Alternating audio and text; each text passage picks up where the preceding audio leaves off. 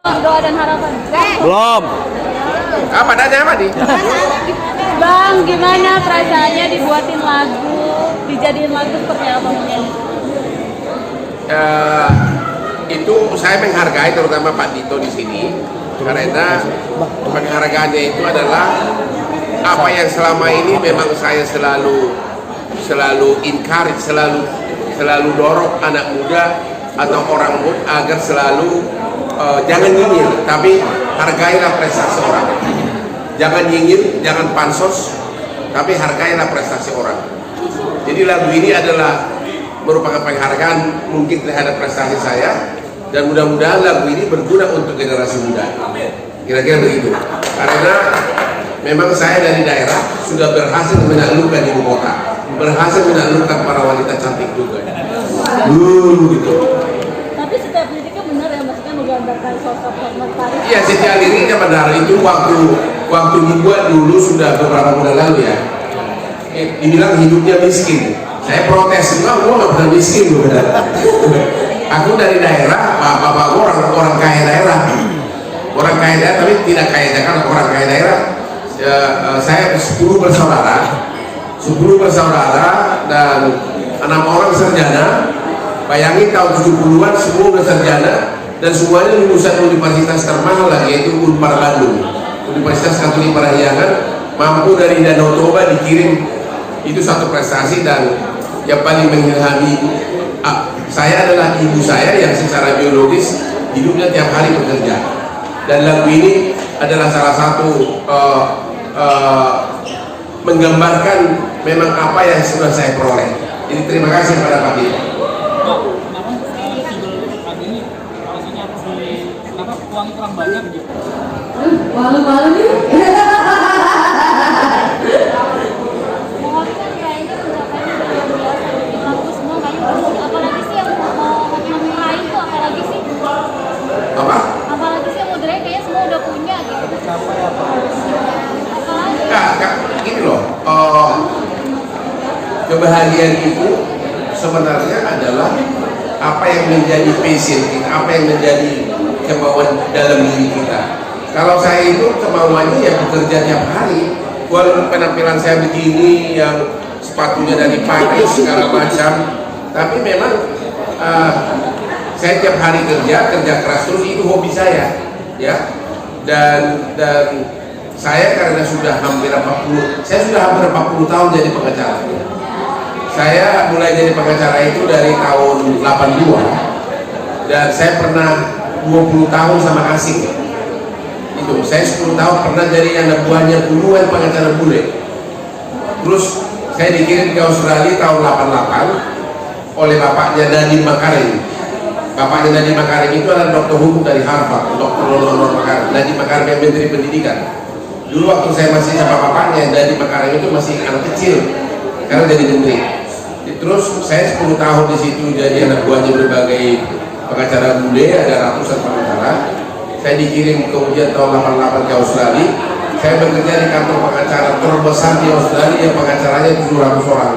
Jadi saya pernah di kantor pengacara seperti yang di Filipina itu, di mana saya ikut bersidang, ikut nonton, ikut rapat, ya.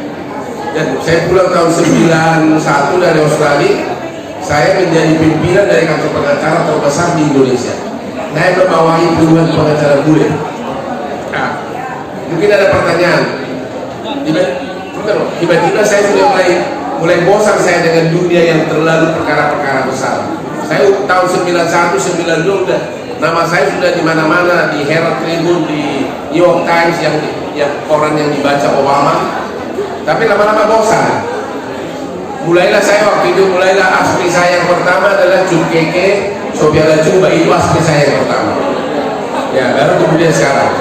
Jadi saya masuk dunia selebriti itu karena bosan dengan pekerjaan yang besar-besar. Itu hanya untuk kesenangan hidup aja.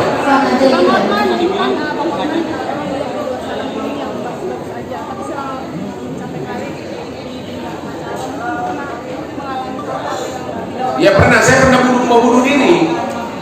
Saya waktu saya lulus alumni tercepat, saya umur 20 tahun lulus dari Fakultas Hukum Parahyangan, masuk di OC Kaligis, kemudian masuk di Buyuk. Saya masuk di kantor pengacara yang nilainya banyak. Tiba-tiba oleh Profesor Subeki yang menulis KUH kita undang-undang perdata ngirim saya, kau diterima di Bank Indonesia tanpa testing karena prestasi. Saya masuklah di Bank Indonesia yang tamat itu. Tapi kurang mengerti pelajarannya. Karena setahun disuruh sekolah yang saya tidak suka, hitung dagang neraca, padahal saya kerja hukum. Akhirnya saya frustasi. Saya pernah mau minum baygon. Minum apa itu? Obat nyamuk. Obat nyamuk. Saya pernah mau minum itu racun sarang nyamuk. Obat nyamuk. Tapi pas saya mau minum, tiba-tiba itu di perumahan daerah Sunter ya. Tiba-tiba di depan rumah saya itu ada tukang beca lagi main gaplek. Mereka ketawa-ketawa. Gila, saya baru sadar tukang beca bisa main gaplek ketawa-ketawa. Saya sarjana hukum kerja di Bank Indonesia Sentral Bank, kok mau bunuh diri. Akhirnya saya disitulah momen saya bertekad, saya harus keluar dari Bank Indonesia dan mulailah saya balik. Disitulah saya masuk pertama kali dengan bapaknya Nadiem Makarim kantor pengacara internasional. Itulah momen yang saya alami, di mana saya pernah mau bunuh diri gara-gara frustasi. Kalau pengacara mah tiap hari yang duduk sampai sekarang usulku banyak. Bang Hotman, total aspri berapa sekarang Bang? 106 asli nggak? Iya. Ini cantik-cantiknya Bang.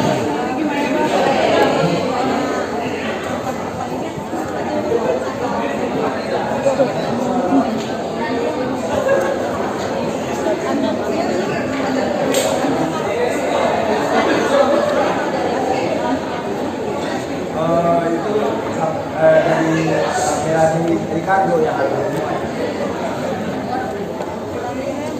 Mungkin Kak Melani ngerasa ini kan brandingannya Bang Hotman nih. Jadi dia pikir ya this is what he's known for gitu. Orang-orang taunya Bang Hotman punya banyak aspri. Jadi di video gimana caranya kita menggambarkan karakter seorang Hotman Paris seperti apa gitu. Seperti itu. Tapi yang pilih itu Kak Melani kan dulu. Bang, pengen nambah berapa lagi asprinya Bang? Hah? Pengen nambah berapa lagi? Pokoknya sih wanita cantik saya hanya dari asli doang. Oh, ciri-cirinya cantik aja ya Bang ya? Ciri-cirinya cantik aja? Ciri-cirinya Nggak ada bakat, ciri-cirinya pokoknya enak diajak bergaul, bisa diajak nggak munafik, harus berani tampil depan umum, harus mau tampil saya belum depan umum. Oh, syarat-syaratnya ya Ya itulah, artinya tidak boleh Bang terlalu. Hotman, tadi frustasi. Sekarang udah bahagia belum mencapai? Saya sudah bahagia, ya sebenarnya belum maksimum bahagianya, belum maksimum. Semua kehidupan begitu, kita masih belum tahu apa sih tujuan hidup ini. Setiap hari cari duit, tapi tetap aja. Saya selalu bilang itu, tetap aja makanannya sama dengan super taxi, makan nasi padang, nasi goreng, ya. Ya, saya bahagia kalau tiap hari pulang ke rumah, istri sudah ada, walaupun saya pulang itu sesudah nakal dulu di luar baru pulang. Kalau bahagia menurut Bang Hotman itu apa sih definisi bahagia? Kebahagiaan itu adalah di mana saya selalu berhasil, apa yang saya kerjakan berhasil sukses, itu aja, uangnya belakangan. Saya kerjakan apa yang saya kerjakan sukses.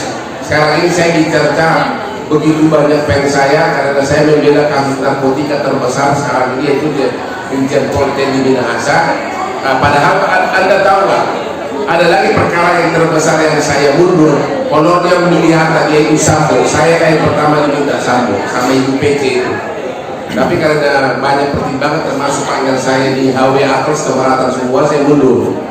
Kalau Teddy Minahasa saya bela itu karena dia itu dulu kan Karo Paminal di Propam Mabes Polri, orang kedua di Propam Mabes Polri, itu polisinya polisi.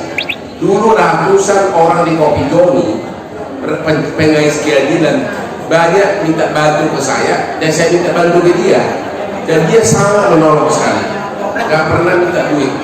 Jadi waktu saya diminta bulan Oktober, saya lagi sibuk ulang tahun saya di Bali, saya tolak. Saya tolak, bahkan sudah sempat dia nunjuk pengacara. Tapi setelah saya pikir, memang pengacara itu kan bukan di profesi pengacara itu bukan membela orang salah, bukan membela orang benar. Profesi pengacara itu adalah membela orang yang bermasalah hukum. Soal benar tidaknya itu nanti.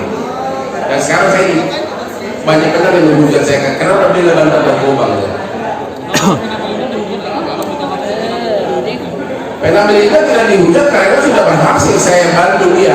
Saya berhasil, Saya berhasil sekarang sudah hampir sudah mau sidang, sudah mau penyerahan tahap kedua. Ya kan, kalau timnya lawan kan selalu kompres-kompres sama nenek-nenek di Jakarta. Bang Hotman, ini kan udah ada lagu yang Apa? Kalau abang seperti apa seneng nggak dari kalau jadi tersangka? Setelah video satu juga. Ya saya kan kuasanya pelapor, ya pasti senang lah. Ya saya kan pengacara dari pelapor, ya pasti senang lah. Ibaratnya kalau kau kontraktor, kau bangun rumah selesai, ya pasti senang ya. Ya itu pengusaha kargo. Kalau dia berhasil dengan barang orang, ya senang. That's my job. Udah berhasil lah, itu kan tenang-tenang kan berhasil kan? Bang Hotman, ini kan udah ada lagu yang single Hotman Paris. Nah katanya namanya mau dipatenkan. Biar kalau ada yang pakai ala-ala bisa dikasus, bener nggak? Nggak, saya nggak pernah kalau ala-ala kelas kecil saya nggak peduli, biarin aja pakai ala-ala. Ya. Jadi mau dipatenkan nih Hotman Paris. Terserah mau dipakai apa, ya Pak.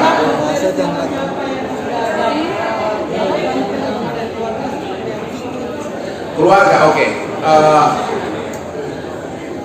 Istri saya itu sama-sama saya bangun jam 4 pagi. Dia bikin sarapan. Dasi kue itu selalu istri yang milih. Jika ditanya, jasnya apa? Saya pilih yang ini, ya udah. Karena saya itu jas bisa 20 sebulan jas baru. 20 biji minimum. Tinggal saya pakai. Jadi memang juga saya itu sampai urusin jas sudah ratusan. Yang kedua, anak saya semuanya pengacara. Semuanya sudah pengacara, bahkan putri saya umur 26 sudah pengacara di kantor pengacara Inggris di Singapura. Yang sering saya mendapat kritikan dari mereka adalah kalau saya terlalu sedikit rada-rada nakal di media sosial gitu, di Instagram gua suka meluk-meluk cewek, suka peluk dansa gitu. Tapi bulan-bulan harap saya ditantang, ya lama-lama udah biasa. Ada satu pengalaman saya sama putri saya ini pengalaman saya paling yang memalukan. Karena saya kan paling sering dengan cewek cantik. Begitu ada viral di itu saya lewat di Instagram di beranda saya langsung hai apa kabar? Ternyata itu teman kelasnya putri gua. Gua pulang ke rumah, bapak kenapa? Dan teman saya, teman siapa teman lu? Itu mana gua tahu. Nah itu dia. Mudah-mudahan saya tidak salah DM. Ternyata nanti pacar anak gua kalau itu bahaya. Bang Hotman, berarti kalau pakainya abang pakai sekali pakai buang atau gimana? Apa? Pakai abang sekali pakai buang atau gimana? Bukan sekali. Jadi gini, istri saya itu paranoid. Jas itu hanya boleh sekali pakai. Aku sudah limit dulu. Boleh sekali pakai langsung laundry. Sekali pakai langsung laundry. Saya bilang saya bingung, gue bilang, kamu kan cuma pakai sebentar. Dia bilang bokeh. Penyakit ada kuman. Jadi memang tiap minggu saya selalu tailor saya itu datang bawa bisa pesanya bisa 20 biji langsung. Sekali pakai buang ya? Enggak sekali buang, namanya kurang gila. Bukan dijual bang. B21 bang, lagi mana apa? Syukur. Wow, puas bang, puas. Ya saya kan pengacaranya Pena Melinda, ya harus dong. Artinya saya sukses. Iya dong, saya kan pengacara lawannya. Itu wajar dong saya puas. Gak bisa. Emang Peri siapa? Ya itu digini nanti. Karena TKP-nya digini. Bang, kan udah P21. Berapa lama untuk tanggal sudah? Itu pengadilan biasanya jaksa ya mungkin 1 bulan lagi sidang itu. Mungkin strategi apa nih bang? Apa? Itu apa? Strateginya ada menang. Karena yang menghadapi persidangan bukan kita, tugas kita sudah selesai. Yang menghadapi itu jaksa. Ya, separan saya sudah selesai. Jaksa yang berperan nanti Pena Melinda hanya dipanggil sekali jadi saksi pelapor sudah selesai. Karena itu jaksa yang berperan. Itu kasus Berirawan kasus kecil bagi saya. Kasus saya malah ratusan kasus raksasa dan perkara-perkara besar.